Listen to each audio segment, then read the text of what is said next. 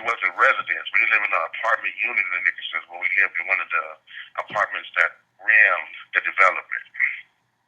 Oh, so like a management apartment? Yes. Oh, okay. And okay. So 1981. So you've lived there for quite some time. Yeah, over 30 years. Oh, wow. And do you work in the area? Negative. I used to, but right now I've been disconnected from that part of the game. Okay. So you haven't been working full time? Nah, Oh. I'm actually this has become my full time employment, working for the residents. Oh, really? Oh, wow. Yes, I mean I managed to survive because I do have some good people in my life to help me with bills and things like that Mhm. until I can acquire another job opportunity. But Yeah. I worked for Housing Authority, my most recent job, and that was last year. And Mhm. they laid us off, and once we were laid off with them, I drew unemployment until it ran out. At this point, I'm gonna be looking towards going on general GR real soon. Oh, okay, I see. Yeah, it was hard times the last couple of years for like Yeah, it's government bad. It's jobs and really bad. stuff. So what did you do in the housing authority? I was working for them as a liaison for their modernization project. I applied for the uh, carpentry brick mason apprenticeship Mhm. program that they were offering because that's the best opportunity for residents to Mhm. acquire true skill trade to actually go through the process that Housing Authority says their organization exists for, which is to develop the people. Mhm. So when that opportunity showed itself, my brother went through the apprenticeship. He took brickman, he took carpentry, he took electrician. He eventually left that whole union thing to become a minister. But Mhm. he was very successful while Mhm. he was when he went through the program. So I've been looking for my opportunity to Mhm. go through that same program since that was back then they were doing the modernization. The name of the company was Kumbaya, Mhm. and I've been wanting opportunities since they had Kumbaya. So I applied for it and went down through the interviews and everything. And I just got out of trucking school, but I have hypertension, so my Mhm. blood pressure issues keep me from driving a truck. But Oh. I just got out of trucking school and I was looking for another opportunity, another job, since I couldn't Mhm. do the trucking thing. But what ended up happening was they House Authority only hired girls for the Mhm. brick mason and the heavy laboring jobs, and they hired the guys at the lower wage, the $12 an hour liaison job, which basically we just go Mm. out there and we watch the sites. We protect the residents from walking into the safety zones. We watch the Mhm. tools while the workers are at lunch. It's kind of like security. Basically, you're doing security, but they're not Mhm. calling it security because you Yeah. would have to be licensed. So I did that for about 6 months with them, and Mhm. I made a huge. I think I wrote a 4-page report complaining to Housing Authority and accusing them of discrimination and Oh, racial wow. and sexual discrimination, and that ended up being kind of a big thing. But Oh, nobody wow. ever really responded to it. Yeah. They took the report and I emailed it to the human resources director. I emailed it to Mhm. Stanford Riggs, the head of housing services. I emailed it to everybody except HUD. I just now sent the copy to HUD. I think this year, but Mm. that's the way that went. Oh, But okay. since then, I've been focused and dedicated, most of my time towards being a voice for the people Working. and trying to be an advocate for the victims. Okay. Nice. Okay. Well, since you've lived at the housing projects for some time now, have you seen a lot of changes over the years? Income suck? To be completely honest with you, no. No? I've seen very few changes since I was a child over here. Mhm. And what's sad what's sad about it is this development is the most overlooked and neglected housing development in the entire city of Watts. Mhm. You have four major housing developments here. Mhm. You have Dickinson Gardens, you have Imperial Courts, you have Jordan Downs, and you have Gonzaga Village, formerly Hacienda Village. Mhm. All those other developments are much larger. Mhm. And they have rec centers, they have gymnasiums, they have weight rooms. Mhm. They got all kinds of programs and different kinds of functions for the young people, Mhm. young adults, and the adults in those developments. And my house development, Gonzaga, we're only 184 units. We're the tiniest one in Watts. And for some reason, Housing Authority sees that as a legitimate reason to just overlook this entire development. Because The it's most I've seen happen over Mhm. here since I lived here is they came through and they did the modernization, and they did that to all the developments, and they painted, they put bar doors, they put bars on the windows. Mhm. That's the most I've seen happen. I mean, a lot of people got involved in that who lived here for the construction that was going on, Mhm. and some of them went on to become journeymen and join the union and made good money, and some of them, you know, they went so far with housing and then they were laid off, and housing never came back and did nothing else with it. Mhm. And that's a big negative for me, because as a child I didn't know what this subsidized house development stuff was all about. Mhm. But as I become older and talk more and more with different people who are involved with different things, Mhm. it made it clear to me that the generations of people that you've seen living in the house developments, from fathers from sons to become fathers, and from there become grandfathers, and still be in the same housing development. To see that happen, and to know that that was not the overall intention of Housing Authority, Mhm. it gives me a bad taste in my mouth, because Yeah. what exactly is the goal for this? Is this a development, or is it a project? Yeah. They like to call these housing projects, you know what I mean? Uh-huh. But it's supposed to be a development. It's supposed to be about development. It's supposed to be about growth. It's supposed to be about graduation. It's supposed to be about taking people to the next level of existence. Mhm. But it turns out, when you look at it for the last 2 to 3 decades, you see a project. Mhm. You see what almost looks like a lab experiment. Mhm. You see something that people have taken, and it's like they drop different elements to change the social climate, the social condition, to see what can be produced. Yeah. It's like, it's like a hypothesis. If we do this and we do that to these people, what is it going to make them into? What is it going to do to them? How is it going to change them? Will it have a positive or a negative effect? They're not interested in positive effects. They're interested in negative effects only. Because if they were interested in positive, we would have seen some by now. And we haven't. I don't care what they say about the handful percentages of people that get better jobs, better training, move out of the housing developments, get homes, and do better with their life. I'm not concerned with that. I'm concerned with the overall numbers. When we're dealing with numbers, you're supposed to be concerned with the big number, not the tiny one. You know what I mean? So I'm concerned with the big number. The big number, we're dealing with a large group of people who, through efforts by their own government, on the federal, state, and local levels, have went through what is referred to in the African tongue as a muafa. Muafa is the term that they use to cover the entire process that African Americans have went through since we landed since we were brought to the United States. What America and other countries, other groups of people have took the phrase Holocaust and pretty much made it where that belongs to Jewish people only. And that's so unfair, because their Holocaust, their 6 million, which had another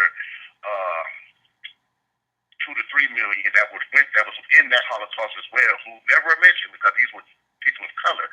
That doesn't. They don't have they should not have a patent on the term Holocaust, because the truth is, we went through a Holocaust that was even worse. We're talking about over 100 million people dead. And we're not talking about something that has ended.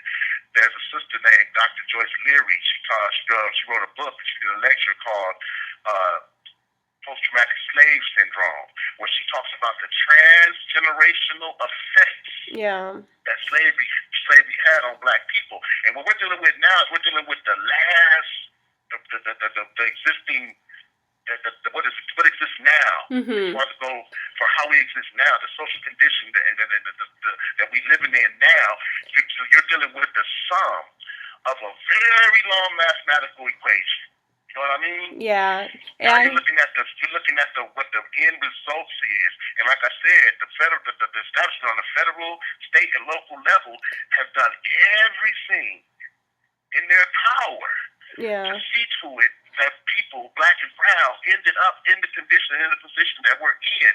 Like I told them when I went to the gang task force meeting, the establishment. I told the mayor before he became mayor, at the Taste of Soul. Me and him had a street debate. I told Eric Garcetti to his face, the establishment did everything in its power to destroy, burn, get rid of the organizations that were seeing to the social conditions of black people and brown people in the inner city and in the ghettos. Organizations like the Panther Party, organizations like the Republic of New Africa, organizations like the United Slaves, the Brown Berets. These were groups that, when they existed, the social problems that exist in the ghettos now were not here. Yeah. We had a drug problem, but it was minute. It was not very powerful. It wasn't the powerful epidemic that it eventually became. We had gang violence, but it wasn't murder. You had fights, if that.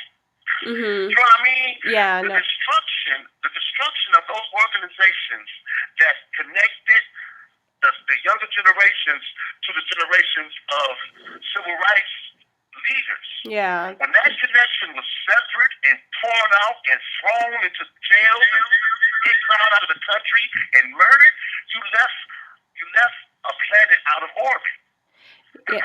You produced a generation that had nothing to attach itself onto to make them proud of being who and what they are. Yeah. That was destroyed, and the government played a role in that.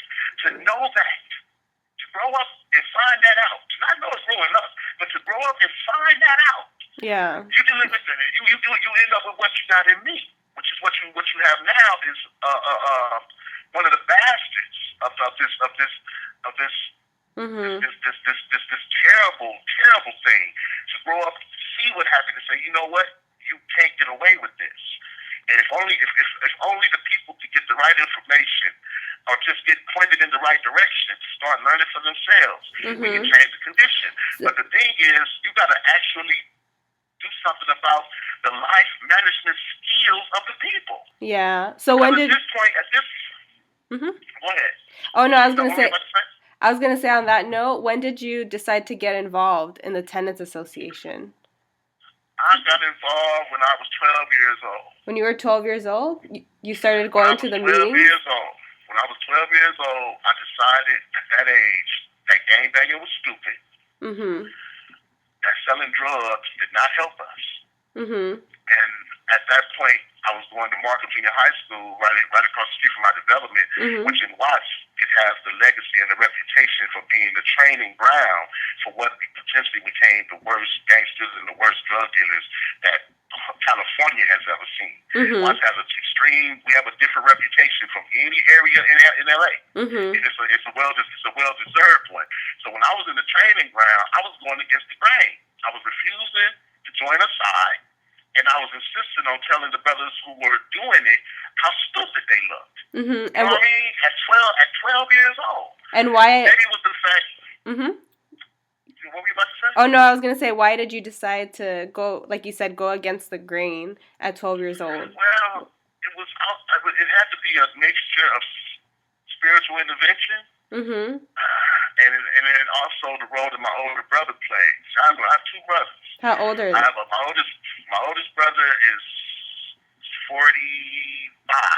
And my brother right under him just turned 40. My oldest brother he does gang intervention. And he has done gang intervention since he was about 18 years old. Oh, wow. My brother was the architect. He was the co-architect for what eventually became the gang truce that happened in 1992. My brother went on television in 1987 representing the Bloods. He shook a Crip's hand on national television, and it caused quite a stir. I have all this information on my website. Oh, you have a website. Well, I have a Google Plus. Oh, I wish I okay. had a real website, but I have a Google Plus, and I pretty much post everything I'm doing over here with the residency, On. everything as far as go the legacy of Oh, me and my nice. brothers. Everything is there. Okay, I'll look for you. Everything And is it's there. just under your name, your full name. No, it's actually under my what is my real name that was taken away from me, Uh-huh. and it's pronounced Sabajua Liamatumi. It's an African name. Oh, how do you? And Can you spell that for me? it's SABA SABA space JUA JUA space LIA LIA MTUME. MTUME. Yeah, Okay. Leah Matumi. So it's pronounced Sabajua Leah Matumi.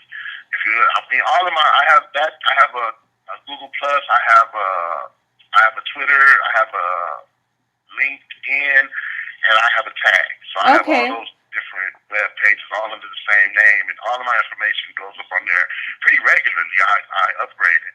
But going with what I was saying, my brother doing what he did, and me seeing his neighborhood turn on him, he get death threats. Yeah. Dudes that were supposed to be lifelong friends turning their backs on him. Yeah. And me watching that happen to my brother, all 5'3" of him, less than 200 pounds of him, wasn't 18 years old, considered an adult by the law, but you and I both know you're a child. Yeah. 18 years old. Took a step like he took and became a man. In one step, he became a man. Yeah, and that really impacted something you. he had never been before, something that he had never, had an opportunity to be attached to. My father was not here. Yeah. My mother and father were married, but they separated when we were very young. And my father remained in Texas for a long time, and we moved up here to California. We're originally born in Dallas, Texas. But once we got here, the father not being in the household, which is also a goal of the establishment, it had its effect. And it's the negative effect it's supposed to have. We're dealing with, like I said, mathematics. You look at the house, you look at the home like you look at a cell, like a cell in your body. If the nucleus is uncorrupt and everything that belongs inside of that nucleus is there, you have a healthy cell. Yeah. But if you corrupt the nucleus, if you go into the nucleus of the cell and remove anything in there that God put in there and He put it in the place where it belongs, if you reach in there and you take that out, you just corrupt the cell. The cell's not healthy anymore. The cell is cancerous now. And cancer ain't nothing but cells that have decided not to go along with what the natural order is. That's where you get cancer from. You have your natural blood cells, and if all of a sudden, because of radiation, whatever reason that could provoke, it could be heredity, it could be genetics. For whatever other reason, you have these cells that have decided to rebel, basically. Yeah. So when you got an unhealthy cell, you have an unhealthy household. When you take the father out the house, and you force the mother into the position as a producer, provider, and protector, you took in the natural order that God placed, and you changed it. So by changing the natural order that was placed by our Creator, you changed the status of that home. It's not healthy no more. So. Men, go ahead. Oh no, I was gonna say it sounds like your brother really influenced your outlook on getting involved in the community and participating in the Tenants Association. Exactly. He became a counselor and a facilitator for the American program presented by Jim Brown back in the early 90s. Was he also involved? Oh, sorry. Yeah, what did you say? Was he what? I was gonna ask if he was also involved in the Tenant Association at Goldman Sachs. He never got involved. No, he what never. he did is by the time he was up and moving with the gang intervention movement, he had moved out of my mom's home, was living on his own. Yeah. So he came to me and told me to get involved with the tenant associations. Okay. I joined the Resident Advisory Council at a very young age as secretary. How old were you? Richard. Excuse me? How old were you when you joined? I wasn't a father yet, so I had to be about 19, 20. Oh, okay. Yeah, I was still pretty young. I mean, I just did it because I was out of school and I was basically idle and just going to waste. Yeah. So I just got involved. I mean, I didn't even know what I was getting involved in. Didn't even understand all the bylaws and how things were supposed to work. I learned that as I got older. I just got involved because I wanted to be involved with something positive in the community. Yeah. My oldest brother was doing his gang intervention. My other brother was the apprenticeship program, learning to become a carpenter, electrician. So it was just, the youngest brother, I can't just go to waste. I'm not going to become part of the problem. So I ended up joining the association back then and got a really big spoonful of nasty medicine when it came to politics. Didn't understand politics and community organizing like I do now, but for that to be my introduction, it almost made me never want to get involved again, ever. And for a long time, I refused, just because my community has been telling me to get involved for a very long time. JB, you need to get in on it. You need to represent the hood. JB, they hear the way I talk. You know what I'm saying? They hear the way I talk, and they hear the revolution in my vocal cord. So they, man, we need you. And I kept saying, I don't want to get involved. I don't want to get involved. But things got so nasty and so many lies and so many things that I started finding out how it was supposed to do that it wasn't doing, and just craziness to where it became almost like a shot, like somebody sticking you with a needle, and you get that sensation real quick. That's almost how it felt, how it hit me. That put up or shut up. Yeah, and how? You know what I mean? You can't give criticism if you're not willing to give some kind of answer on what can be done and what should be done.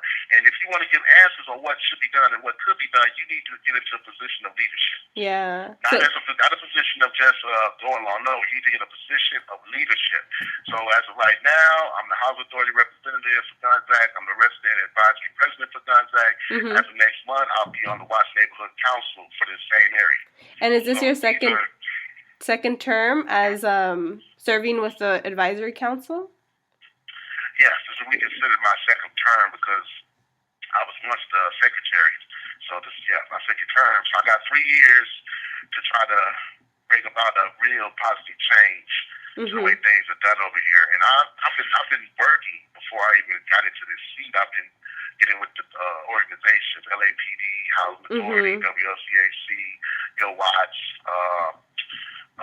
the Watts Hope Central Baptist Church, and some individuals on the Watts Neighborhood Council. But I've been parents of Watts. I've been working with all these other organizations just to get them to come to my development and get the apathy out of the people.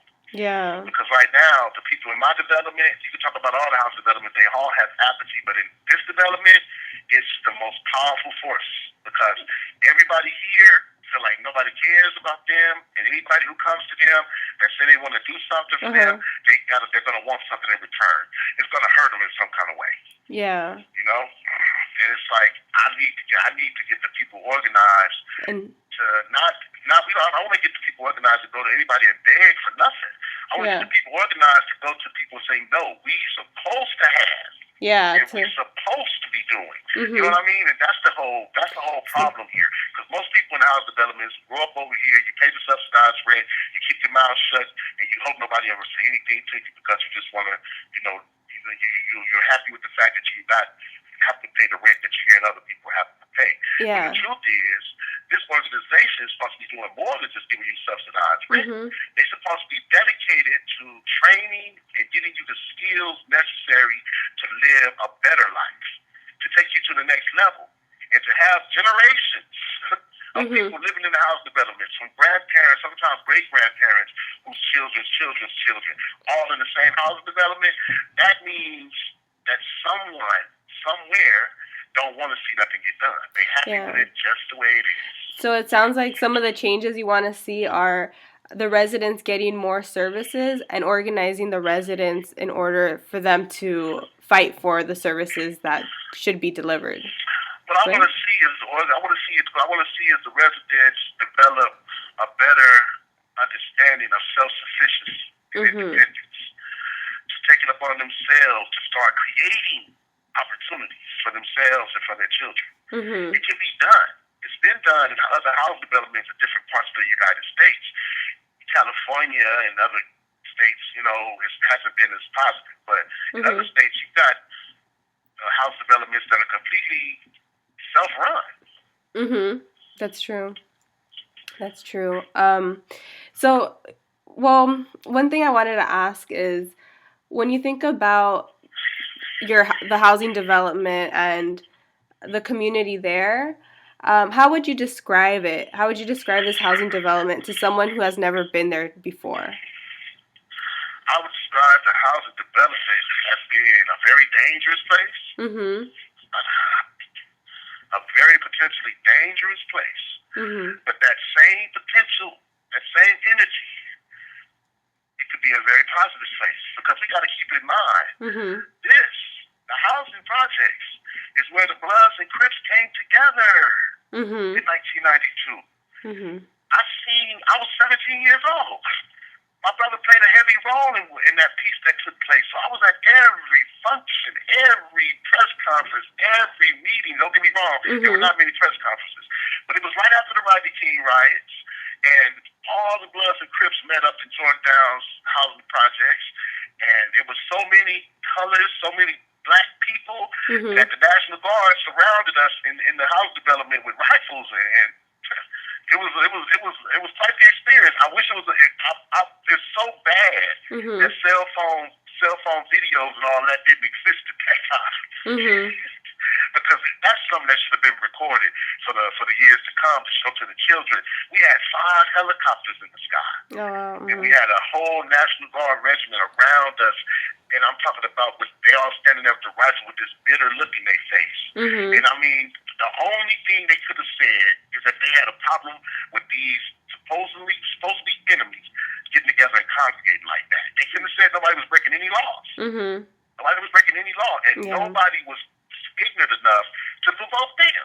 Instead, the crowd of men got together and started tying red and blue bandanas and purple bandanas together to a long line of color, and they got in front of them guards and told them, y'all don't want to see this, huh? Y'all hate seeing this, huh? And I can't think of nothing else. I was there.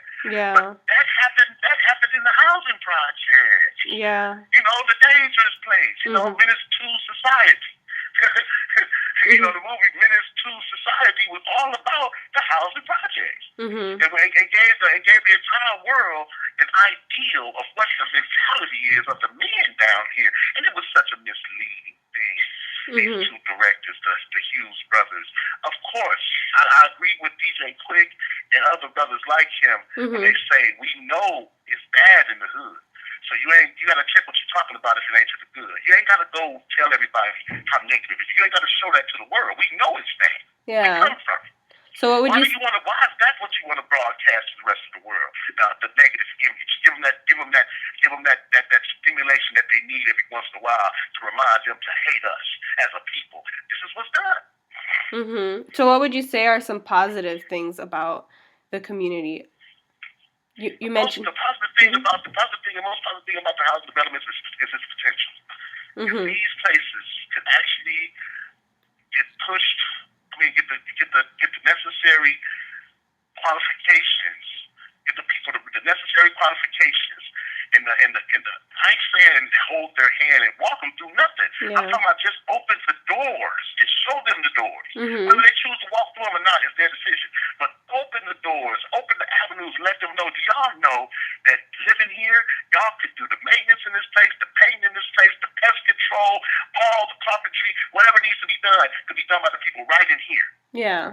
And the federal government is willing to work with you to do that for yourself. Do you know that you can be managing and administrating over your own development? You can make this into a community for real. A community is a place where not only do you live, but you control the politics, you control the economics, you control the opportunities, you control the law enforcement, you control everything when you're dealing with a community. That's a real community. A real community, the police answer to you. You don't answer to them. A real community, the businesses and the opportunities for employment are at your service before anyone else. The people in the community, not people outside the community. We have real communities in America. We have plenty of Koreatowns and Chinatowns and Little Italy, and they even go so far to say Little Tijuana and Little Israel. we have these type of places where these whole communities, not only are the businesses ran by them, they're controlled by them, the economics. Not only do the politicians and the local councilmen answer to them and come to them with a at your service type of attitude, they also live there. You know what I'm saying? Yeah. The community, the money bounces inside of the community 9 to 10 times before it bounces out. That's when you got a people that's on the rise. Now, black folks don't have our money don't bounce with us not even once. We're the only people in America that suffer from that particular illness. Everyone else, their money bounces in their communities at least 2 to 3 times before it bounces out. You know what I'm saying? Their community benefits off of the taxes, off of their dollars. Their community, local businesses benefit off of their dollars because they live there and they're spending money in their community with their people and with the people that they've been seeing since they were children. You know what I mean? That is a beautiful concept. And that's what I'm saying the potential is for the house, not only the house development, but for Washington as a whole, but it takes organized leadership, which is something that this establishment has been quite sufficient at destroying every time it starts to take any kind of root.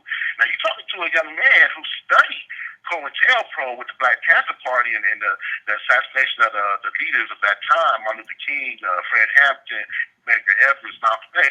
I studied that, but I lived through the counterintelligence that took place that undermined the gang truce and the peace that we had in this city for over 10 years.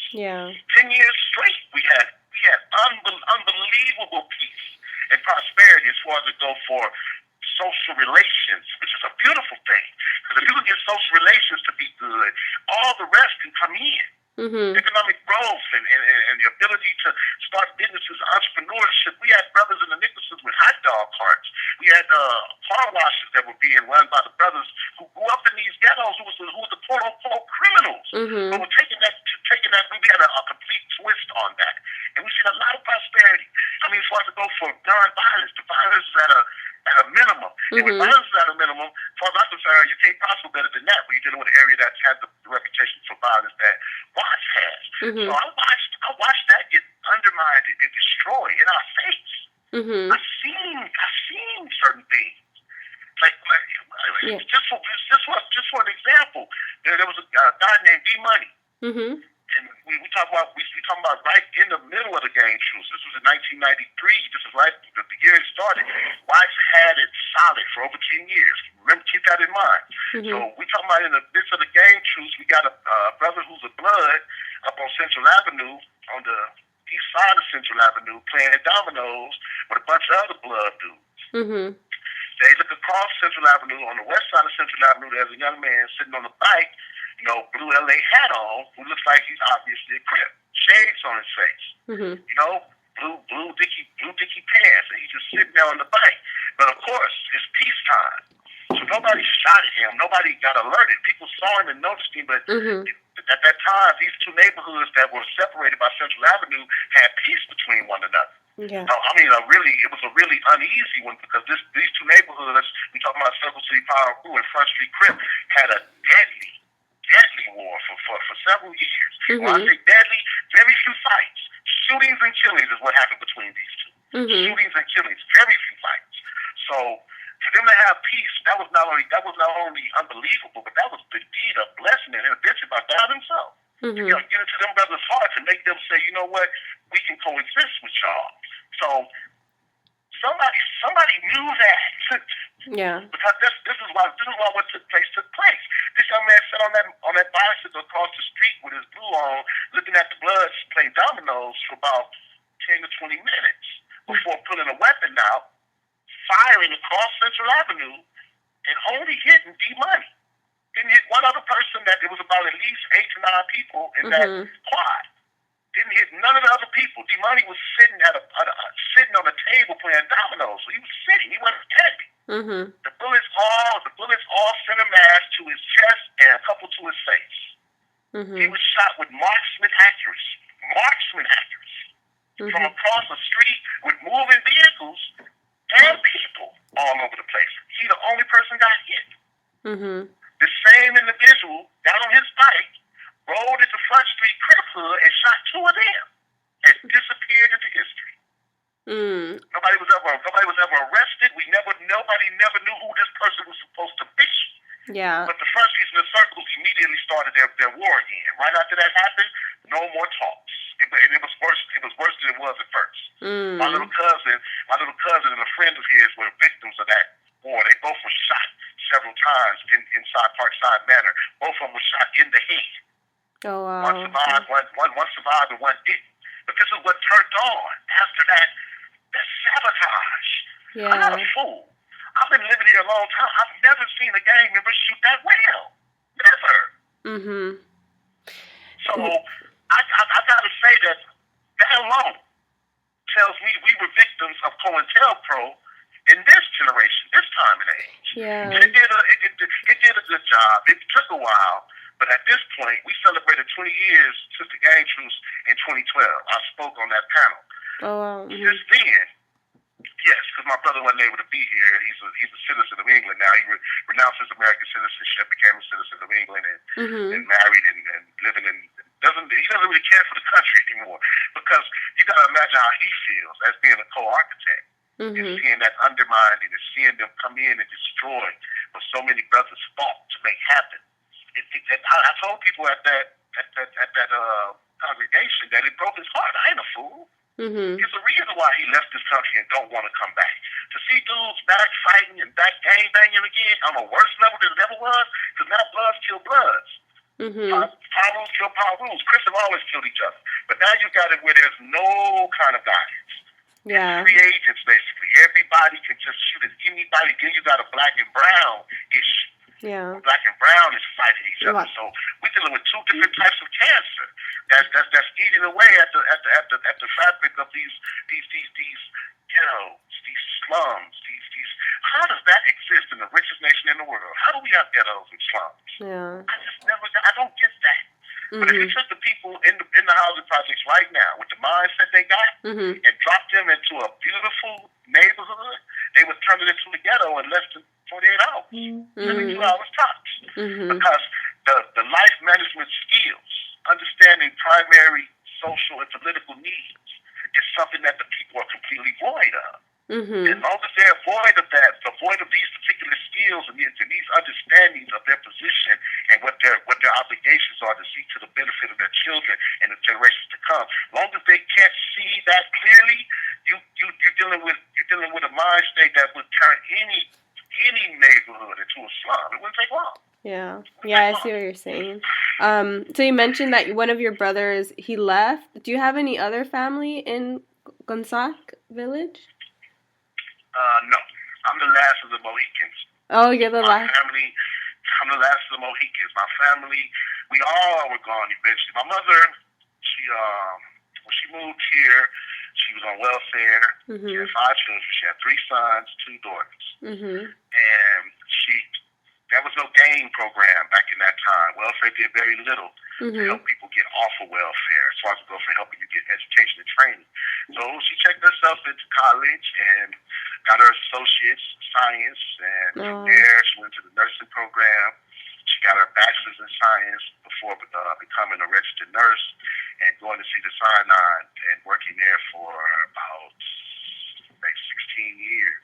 She worked there until she got sick. The job actually made her sick, but she never looked at it that way. But she basically worked herself out of poverty, and by this time we were all in high school, integrated, graduated high school. My mother and my brother, my brother that's close to me, the middle brother, he and my mother both graduated the same year, 1993. Oh wow. Weird. It was like they both wore the cap and gown. We have pictures of them together in their cap and gowns. They both graduated at the same time. It was strange. But when that happened, my graduation, I was a senior in '94. So I was a senior when my mother first got her true career opportunity, and she kept it. She kept it until she was in her early 50s. My mother passed away at 53. But she raised 3 boys in the housing projects, and gangbanging never controlled us. She raised 3 boys in the housing projects, and we never went to prison. We never killed anyone. She raised 3 boys in housing projects, and we did not get along with this neighborhood. My family warred with this neighborhood for several years, at least 15 to 16 years. We had lots of fighting. My mother's house was shot up 3 times. Mhm. It was cocktail. It was firebomb once, and we never moved. Why do you think that was? My mother was a stubborn woman, first of all, and second of all, my mother was from the housing projects in Texas, which are just as tough as these housing projects. People thought because we were from Texas that meant we was squishier. I don't know, but my mother was not that kind of woman. When things got ugly, she went and bought her. First, she bought her a handgun. Then she bought a shotgun. Then she bought a Take 9. Then she bought a Mac 90 and a couple of more guns, all registered to her. And me and my mother literally shot at these dudes over here side by side together. Oh wow! How many people could give you a story like that? Yeah. Have you ever thought? Have you ever thought about leaving? Have you ever thought about moving out now that your mother isn't there and all your siblings? Oh yes. I mean, I left when my mom was getting sick. I had left and was staying more so with a girlfriend. And I would come by and check on my mom, but I never took my name off her lease because I wanted her to stay in the unit that she was in. And I kept a room there, and I would always be there sometimes, and sometimes I wasn't. But I was always like, she was getting sick at this point. She was on dialysis, and she had congestive heart failure. She had to have bypass surgery, and so somebody had to be with her 24 hours. And that was me. You know, the middle child, the most neglected, the most overlooked. I was with mom until her final days when she went to the hospital. But I always was angry that when she started making good money, she was paying the ceiling amount for 3 bedrooms over here, the most that they could charge her. She was paying it, and I was like, why do you won't just leave? But see, my mother insisted on finding Texas-style housing. So I could go for a big old pretty house with lots of property. She was going to find that here for what you would pay in Texas. Not going to happen.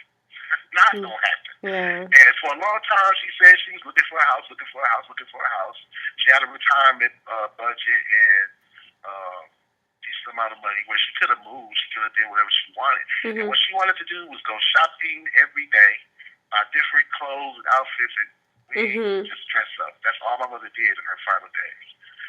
Her and my sisters just went to malls all the time. That's all she did. And she was happy.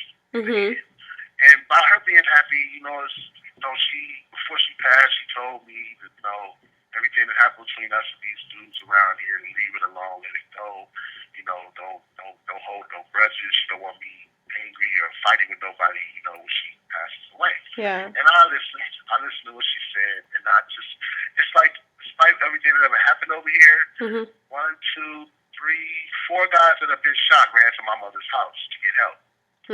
One guy that got stabbed up had to run to my mother's house for help. Guys that fell off motorcycles, guys that got jumped, shoulders dislocated, dudes who got stumped out were bleeding internally and things like that. They showed up at my mom's house. So she was here for a reason, I'm thinking. And she always helped. I don't care who you were and what she possibly had done for her family. If you were hurt, you was in trouble, she would help you. And when I'm talking about, this is a woman that from 1995 to about 2003 gave out turkeys every Christmas. And my family has been involved with that type of charity work over here for many years. Responsible for giving out food. I pass out gift cards every Christmas personally. I go door to door and knock and give people gift cards at Christmas time. So this is we took on the role of feeling like almost big brothers or big sisters to a neighborhood who desperately needed it. The moral decay, the foolishness. They've never seen nobody take it on the chin like my family did, and still come to you and can do something for you out of love, can help you or get you that job or get you in that school or anything you need. You ask me any question, anything I can help you with, any resources I can direct you with, I'm gonna do that. And it's like that's God taking that essence that only He has and putting it in the face of the people and saying, you know what? There are good people in this world. The fact that you gotta single everybody out and try to victimize everybody, you're gonna look back on this one day and it's gonna cause you to get so angry with yourself that you might get ill. Mm-hmm. I've seen it happen. But I believe that I'm still here because there's something to be done for this neighborhood, and I don't believe there's somebody else that's willing or thinking to do it. And I got 3 years as 3 years left for this 3 years for a term as president. That's 3 years to look over the administrative, and facilitate over all things happening here. And within those 3 years, I hope that I can do something so positive that it'll leave a mark on this area. Yeah. For them to remember forever. That family that y'all despised, that y'all tried to run out this neighborhood. Look at what they did before they left. Yeah. So you don't see yourself Look at what leaving they did before they left. See, that's beyond me. That's God. You know what I'm saying? Things like that. When people do things like that, you're not seeing them. You're seeing Him. Human beings, we're vicious. We're animals. We could be the most unrational, disrespectful, ignorant. We could be the worst thing on the planet. We've proven that. The animals are tame compared to us. You know what I mean? So to see a human being do something that's full of compassion, you're not seeing that. You're seeing the creature carrying the essence of the Creator. That's what you're seeing. You're not seeing the creature itself would do you harm without thinking twice about it. Would sell your children into slavery and go home and sleep like a baby. We've had people do that. We've had human beings actually do that. You know what I mean? That shows you the essence of man and what it can be. But at the same time, the essence can be completely charged with a different type of energy, positive energy, rather than negative energy. And that's what I'm trying to. That's kind of like the legacy I want to leave. I don't want to be here after these next 3 years. I would hope that in these next 3 years, I would be done what God wants me to, and He'll be ready to move me somewhere else. And I'm praying that that's exactly how it goes. Okay, I see. So you mentioned that a lot of people in the neighborhood knew your mother, and that you yourself go door to door and knock on people's doors in order to give them different things during the holidays. So would you say that you know most people in Gonzac? In Gonzac? I mean, I can't really say I know them.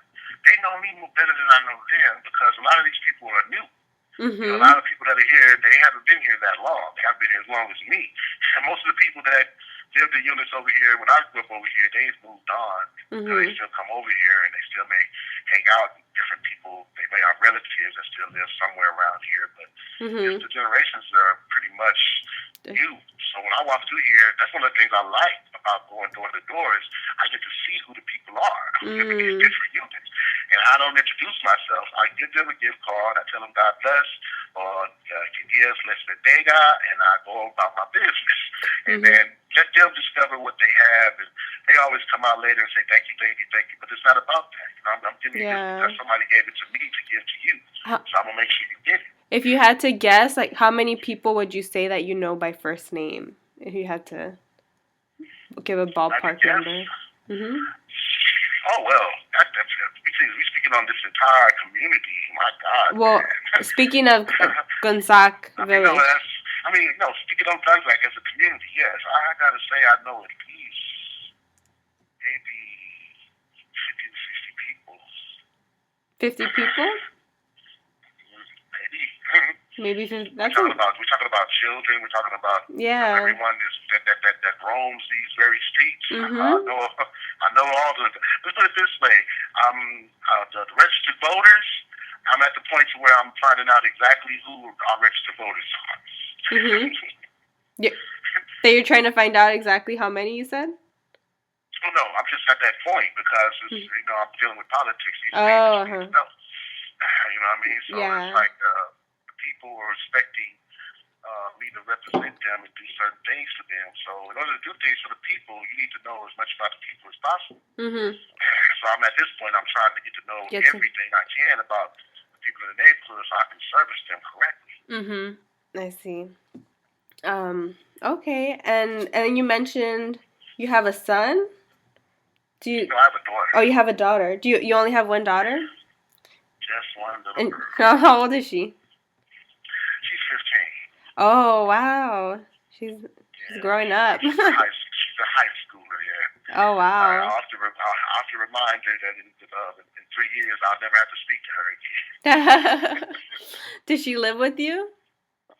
Nah, she doesn't live with me. She lives with her mom. Oh, okay. I've been trying to get her in my house since she's about 12.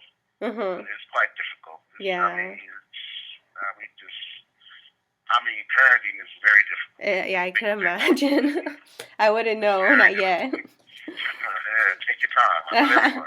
I will. No children until you get married. Make it where the person who you have the children by are under contract with you. Yeah. I know. It'll be a while. Give yourself some kind of insurance, you understand? I know, it's tough. Well, those were the only interview questions I had, and I don't know if you have time for a quick survey.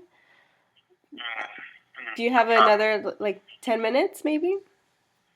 Yeah, that'll be fine. Yeah? Okay. So this survey is just about, it's a survey regarding whether or not you experience a sense of community at where you live. So all of these questions are regarding Gunsack Village and how you view it. So the first question is, how important is it to you to feel a sense of community with other community members? And 1 is prefer not to be part of this community. 2, I don't experience a sense of community with other community members. 3, it's not. Sorry, I'm confusing myself because I'm trying to read off the scale, and so it's a little confusing. So let me start over. So the question is, how important is it to you to feel a sense of community with other community members? 1, prefer not to be part of this community. 2, not important at all. 3, not very important. 4, somewhat important. 5, important. And 6, very important. At this point, I would say very important. It's very important? Okay. Very important.